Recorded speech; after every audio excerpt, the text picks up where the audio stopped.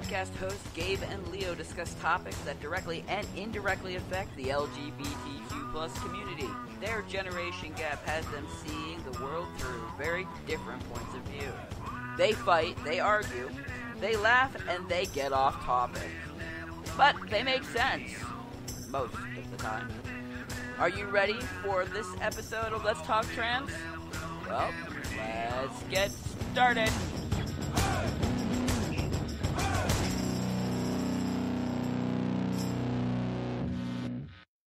Alright, all my favorite people, it is Sunday, and, yeah, I know, I took a week off, I'm sorry, we won't even go there.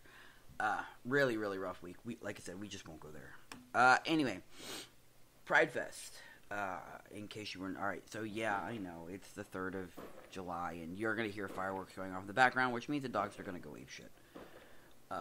But it is what it is.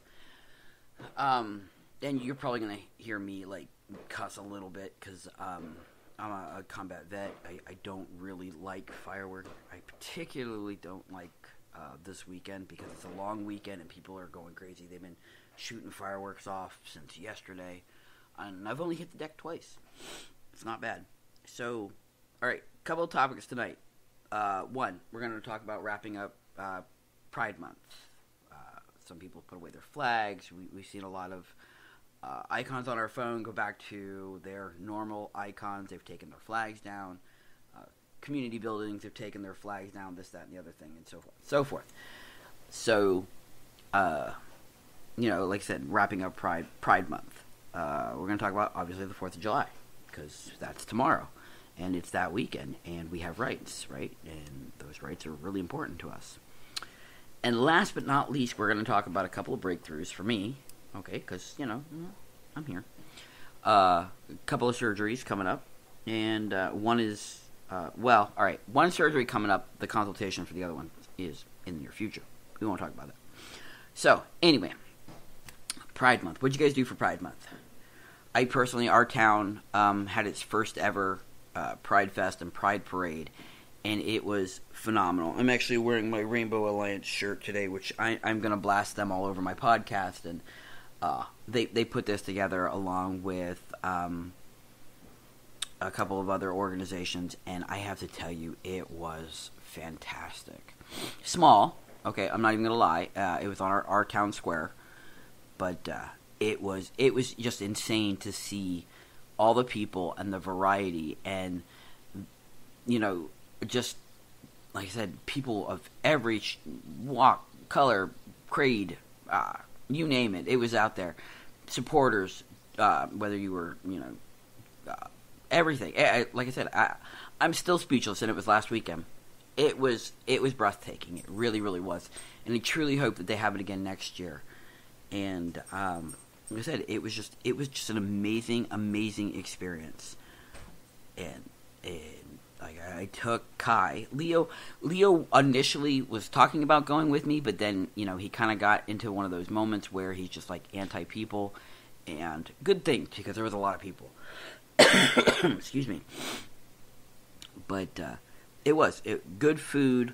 Kai ran into a couple of friends. I ran into friends, people that I didn't know were part of the community. And it was, like I said, it was an absolutely fantastic afternoon. The only downside was that Kai's biological father had driven up from Florida for her graduation party, and it was like 91 degrees air temperature-wise, but then, like temperature as far as being in the city and the asphalt and everything, it was huge. So, yeah, so it just was. Yeah, so like I said, Pridefest was it was awesome. There was a drag show, which would have been my first if Kai's dad hadn't gotten sick. He ended up in the hospital for a couple of hours, and it kind of put a kibosh on Pridefest. But the thing was that, he was there with us. It was absolutely cool. Absolute supportive parent, and just everything that, Mac needed. And it was great. It was a great experience for everybody. And the funny thing was, when he got to the hospital, and even in the ambulance, they asked who I was in relation to him, and he told everybody that we were partners. Now, it's true. I mean, we both partnered up to create Mackenzie, so in that sense, it's true. And we co-parent. That's partnering. But at Pridefest, partners have a whole different meaning. So it was kind of funny. But anyway, all right. I really, like I said, I can't wait for next year. I'm really looking forward to it. I bought a couple of Pride shirts. I bought I bought a Papa Bear shirt, which I'm dying. I can't wait for it to get here. So it's big bear head with sunglasses, but the sunglasses have the transgender flag in them. I'm dying for it. And again, I apologize if you guys can hear that. The fireworks are like almost nonstop at this point, and it's the 3rd, people. It's the 3rd. It's not the 4th. It's the 3rd. The Declaration of Independence hasn't even been signed yet. People, any reason to light off fireworks and shoot things and be just anyway, I apologize. One of the other cool things is, and I'm noticing this more and more, is on the phone. My voice has gotten deep enough that on the phone, I'm definitely coming across as male to strangers. I'm getting a lot of sirs, yes sir, no sir, thank you sirs, and that's really kind of cool. I like that a lot. That's a little boost in the ego department. All right, so as far as celebrating the 4th goes, now again, I'm a historian. I absolutely love the Declaration of Independence, the Constitution. I love the background of the story. I like how it was written. I like why it was written. I like the fact that it's a living document, that kind of stuff. And this weekend being the 4th of July, I am sure that we are all out partying hard. At least those of us that are here in the United States.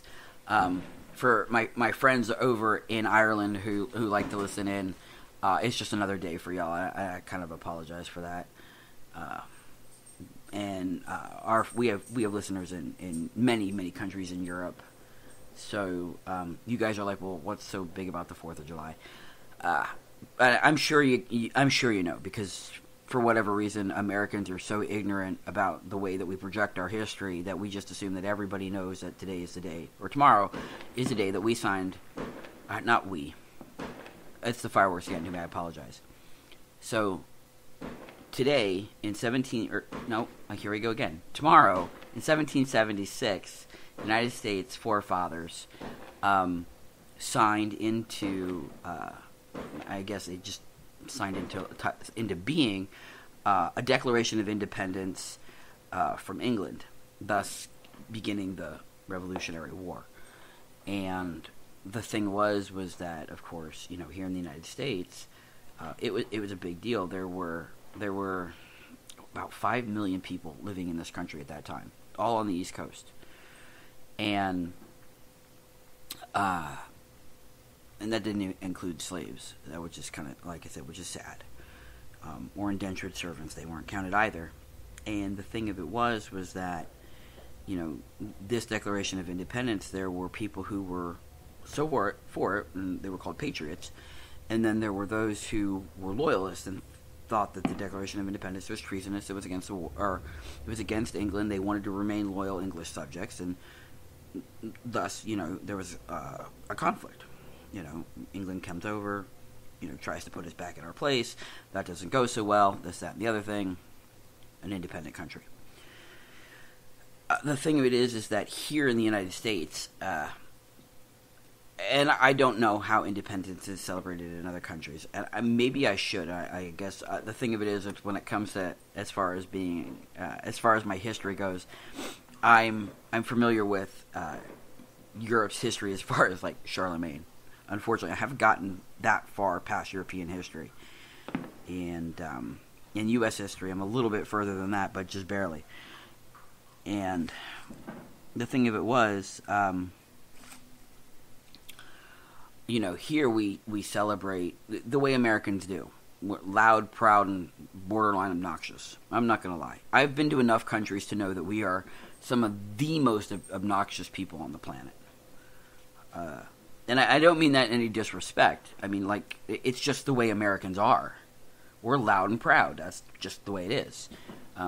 So this weekend, because 4th of July falls on a Monday and many people have the day off, people are drinking, barbecuing, swimming, being loud, shooting off fireworks, which are, explosives, and basically in some cases being extremely reckless.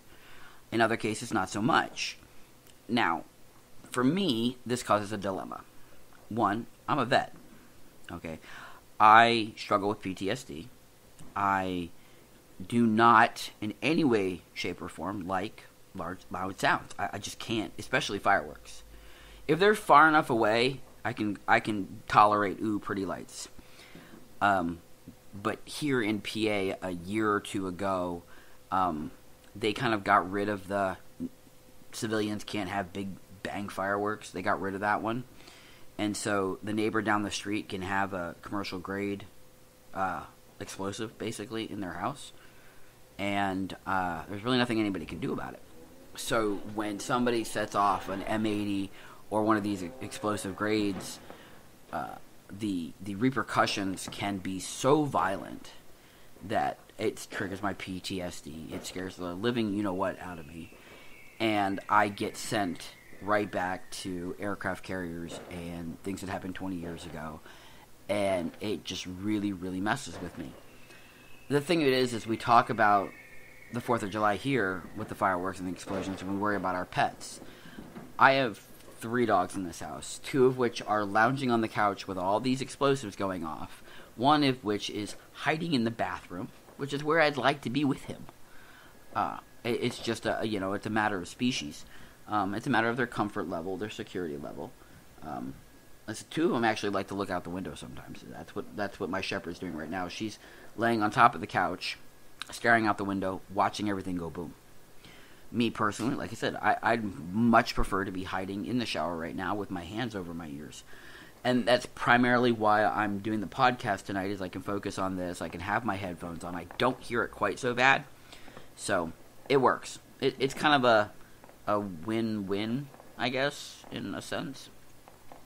The thing of it was when the Constitution was written, okay, it was written, let's face it, I'm not going to lie, I don't candy coat anything.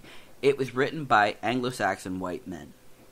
Heterosexual, for the most part, that we know of. It was written by these men for these types of men. They were Christian, they were white, they were rich, and they were landowners. And the Constitution was, the Declaration of Independence was written for them. It was written to protect them, for them to state their independence. Not for women, not for indentured servants, not for indigenous people, not for blacks, not for slaves, not for anybody who was gay, transgender, atheist, any of those things. None of those were, they weren't thinking about any of them. They were worried about themselves. And the thing of it was that even in this country today, as we've seen with Roe versus Wade, and the slew of a million other rumors that are going around about what the Supreme Court is shutting down, it's still the rights of Anglo-Saxon white males that seem to be protected. Kind of odd, because, like I said, this country's 200 plus years old. Still in its infancy compared to England, don't get me wrong, and many, many other countries. Many other countries were still a baby country. But the thing of it is that it hasn't changed. Like, those being looked out for are still the guys that were writing the documents 200 plus years ago, 250 years ago. It's nuts. It's absolutely nuts. That we haven't developed, that we haven't matured, that we haven't evolved past that. We're still, if you're, like I said, if you're not a heterosexual Anglo-Saxon male, by Anglo-Saxon I mean English-looking, European-looking white male, your rights are, this is going to sound horrible, inferior. And there's going to be tons of people who disagree with me, I'm sure. But look at it from this way, okay? They're talking about Supreme Court justices talking about reversing or reconsidering the federal stance on same-sex marriage. The Supreme Court is looking at whether or not a business has a right to refuse service. The abortion laws that are now passed in are being passed in states. Okay, let's look at Texas, where a teenager can't make up their mind about their own body because, it's child abuse, whatever. There's all these infractions. We still have sundowner towns in this freaking country. Some people call them curfew towns. I call them sundowner towns. For those of you who don't know, they're towns in the South where if you're not white, you don't stop there. You don't come out after dark. If you're not white, you don't hit those towns. You drive through them. You drive around them. You drive past them. But yeah, it's horrible to think that those places still exist in the United States, but they do. And this whole thing about, it's one country and one nation under God and whatever have you. But it's not. It's really this very divided country, and even more so after the 2020 election. This country's, I hate to say it, but it's busting at the seams. And not in a good way, not in a pleasant busting at the seams. This country's talking about ripping itself to shreds. And I'm not a political analyst in any way, shape, or form. I'm like I said, I'm merely a person who's working on a history degree. But it always tells us, we always know that those who don't know history are doomed to repeat it. And we see these things happening in history. The same exact behaviors that are happening today happened in ancient Rome. These same exact behaviors were in ancient Greece. And the same exact things are happening now. And it's only a matter of time. I mean, and that's the thing. Governments come and go. No government is perfect, and it will happen. It's just a matter of knowing and how to pick up the pieces afterwards. Or whether not to pick up the pieces afterwards. All right, enough of the weird history lesson. It really was kind of aimed for, transitioning and what have you. Speaking of transitioning, surgeries. All right, at the end of the month, August 1st, the beginning of next month, August 1st, I'm going for my first surgery. Fireworks. I'm sorry. My mic is actually picking them up. That's the sad thing. So, like I said, the first surgery that I'm going to have is a hysterectomy. Some will say that, that is, or it's kind of a gray area on whether or not it's actually a surgery. Or I should say a transitioning surgery. Hold on one second. I literally paused the podcast until the fireworks that were so close to the house that they were setting off the mic stopped, so that I wasn't being distracted by them and you didn't have to listen to them. So, hysterectomy. I even lost my train of thought for a second. As far as the hysterectomy goes, some people consider it part of a transition. Some people are like, no, it's just another surgery. But for me, I'm having everything pulled. I'm having the uterus, the ovaries, the whole 9 yards. Everything is being pulled out. So that is my first step, and that will be happening on the 1st. In addition to that, I got the green light for my consultation for my top surgery, but it's not until December. So we've got one on month 8, and then we've got some time to heal, and then we're going to go into the consultation. Now, here's the thing, big deal. For those of you, at least according to my surgeon and my insurance in the area, my BMI has to be under a certain level. So I've got to lose 55 pounds before December. Good luck with that. I know, right? So we'll see what we can do. I may not be there. I'll be close. But the thing of it is that, I got to keep going, so I got to get close. But anyway, and then the next thing is the tatas will come off, and And that leads into a funny story. So I was in the pool with my mother today, and I went swimming shirtless. I have swim trunks, and I usually wear a t-shirt with it. But the t-shirt was so heavy and it was so warm that I was just like, I just pulled it off. I'm like, do you mind? She said, no. I stripped it off. I threw it over the side of the... And the thing was, like, there I was, swimming, and it was insane. Whether it was, I'm sure part of it was the weight of the shirt, but it felt natural. It absolutely felt wonderful to be able to swim with just shorts on. And my mother asked me, because I told her that I was going to have the surgery, and she asked me if I would go shirtless afterwards. And for me, it was kind of like a no-brainer type question. I was like, oh my God, yeah, absolutely, of course. Like, I'm looking forward to that. That's kind of she didn't understand how it was, how removing the breasts would help, or how it worked. And so we have this, long conversation about gender dysphoria and how, at least for me, all right, breasts are kind of an embodiment. They're a physical reminder, anytime I take my clothes off, that this body doesn't fit me. This is not my body. And so I had to remind her, or explain to her that having them removed and giving me a more presentable male feature or structure would help alleviate some of the problems with the gender dysphoria. And the thing was, she was actually receptive to it. So for a person who doesn't always listen or understand or call me by my preferred name or by my preferred gender, she was actually listening, and she was trying to understand, and you could see it.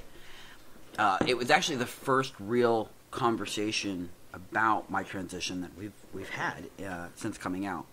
So that was kind of a real kudo type thing. And she didn't ask whether Leo wanted to have one, and she didn't ask me about bottom surgery, but she did tell me about a friend of hers, I guess a young person who used to go by the name Samantha and now goes by Sam, and Sam has had the complete thing done. I mean, like top, bottom, the whole 9 yards from what Nana was saying.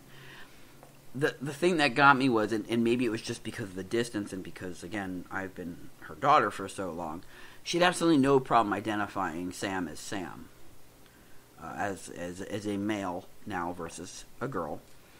And it kind of floored me that, she didn't understand, but she hadn't bothered to ask somebody else. She was waiting for it to happen with me, and it was going to ask me how it happened. And then, like I said, and then proceeding to ask the questions and be curious, and it was a really, really good step in the right direction for her. So, like I said, it was cool, and it was a pleasant way to spend, an hour or so floating around the tub talking about things and helping to, I guess, clear up maybe some misconceptions or some confusion on the topic, whatever. So yeah, so what? Like I said, I'm dying to know what everybody did for Pride Month. What did you do? Did you celebrate? Did you do something special? Did you get engaged to that special somebody? What happened? I want to know. I want to know how everybody spent their Pride Month. It's kind of weird. I like I said, I can't tell you the resources that I was exposed to on Sunday last week, and it's fun. Like, I'm sitting here with all these pins. The one that is kind of coming out to me here is this little dude, and I'm going to open it up here, and I absolutely love it. It came from Glamazon. So if you haven't heard of Glamazon, where have you been? No, I'm kidding. I didn't hear about them either. And the funny thing is, Kai works for Amazon, and I hadn't heard about this little dude. So anyway, Glamazon is the LGBTQ division of Amazon that basically is there to support and protect the rights of Amazon associates who are LGBTQ+. And they have this really cute little guy who looks like, I'm not going to lie, he looks like one of the ghosts from Pac-Man with legs. But he's absolutely adorable, and I'm going to take a picture of him, and I'm going to put him on my Facebook, or on the page, so that you guys can see him, because like I said, he's absolutely adorable, and he's just cool. But the thing was, I was so thrilled that, like I said, Amazon had done something like this, and that they had a branch, I guess, that showed a little support for the LGBTQ plus community. And the little guy was like a die for, so I had to get the pin. And then, like I said, Amazon had Glamazon, which was cool. The Rainbow Alliance, and what we call NEPA, which is NEPA, Northeast Pennsylvania. There was victim resources, and there were just all these freaking amazing people and groups. And the Trevor Project wasn't there. I was a little surprised to see that the Trevor Project wasn't there, or at least wasn't represented there. But it more than made up for it. The Right Center was there, and there's children advocates, and there was even a booth for the a kids shelter, a children's shelter, that is there to support the LGBTQ plus community. It was, like I said, it was utterly insane who was there and who was showing support. I was trying to find the list of people that supported the Pridefest in Wilkes-Barre, PA, and I just didn't have any luck finding it, which was kind of sad. But it just wasn't on my list of things. So, and you would think that it would be, but I don't know. Maybe I just missed it, or maybe it's down because of the fact that the event is over. I don't know. I'm not really sure, but like I said, it was absolutely cool, and like I said, I can't explain it enough. It was absolutely freaking awesome. I really wish I could. There was just, like I said, there was just so much going on there, and it was so fabulous. The parade was cool. But like I said, I know the Rainbow Alliance pushed it out, and I'm gonna keep toting them. Like I said, and the Right Center and Rainbow Alliance, they were the big factors there, and they had all this amazing merch, and of course I bought, and I probably bought a little too much, but whatever. I don't think there's any such thing now. But yeah, like I said, it was great, and now I can't wait till next year. So if you are in NEPA, so if you're in the NEPA area, take an opportunity and look up the Rainbow Alliance. They're always looking for volunteers. And, feel free to look up the Right Center, and, always have an advocate. Victim awareness, if you've ever, had a problem, they're there. They have counselors on 24/7. And, again, keep doing you, because you are freaking awesome, and there's nobody on God's green earth that can tell us otherwise. All right, we are amazing, amazing people. Every single one of you are amazing. All right, we're going to be talking about Kai going off to college here real soon. This week, on Thursday, she's going to do her first overnight on orientation. She has her roommates, which I have to tell you are freaking awesome. We've been getting the kind of like the steady flow. She's got 3 roommates. One is a furry who is transitioning, and the other 2 are pansexual, just like Kai, which is fine. And the thing of it is it seems like Kai might be the only one who's actually come out to a parent, or come out to their parents. It's kind of an interesting scenario, so we're looking forward to it. Something tells me that I'm going to be adopting 3 other people here relatively soon, so we'll see what happens. But anyway, we're going to talk about that soon, because that's coming up. Leo, believe it or not, Leo is turning 15 next week. Leo will be 15 on the 11th, and I hope that he joins me on the 10th for a podcast. I'm kind of hoping, maybe, if you guys convince him, he'll join us. I don't know. Maybe, kind of, sort of. Oh, not really. Podcasts are really kind of short when it's just me. I mean, unless I have, something major to talk about. Yeah. But anyway, all right. With that all being said, I'm going to leave you with that. I'm going to wrap up here. I'm going to call it a night. I'm going to go hide from these freaking fireworks. I hope you have a fabulous 4th. I hope your Pride month was phenomenal. Phenomenal. I can't even, my voice won't crack anymore, so I can't say, I hope it was fabulous. You know what I mean? Fabulous, whatever. Anyway, yeah, I know that was bad. Don't go there. Okay, so I will see you guys on Wednesday. I hope that you have a fantastic week. Remember, for those of us that have tomorrow off, it's a short week. It's a 4-day week. Looking forward to a 4-day work week. All right, because, then it goes right into the weekend, and we can party. Okay, anyway. All right. All right. I hope you have a great time. Remember to stay true to yourself. All right. You guys are awesome. You're fabulous. And thank you so much for listening.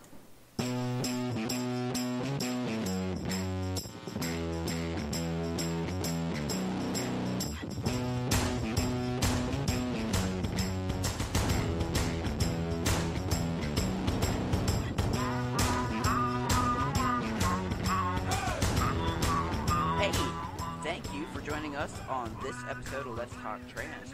We hope you had fun. We know we did. If you like us and you want to hear more, follow us on Facebook. Subscribe on Spotify, YouTube, or Google Podcast, or wherever it is that you get your podcast from. Until next time, stay true to you.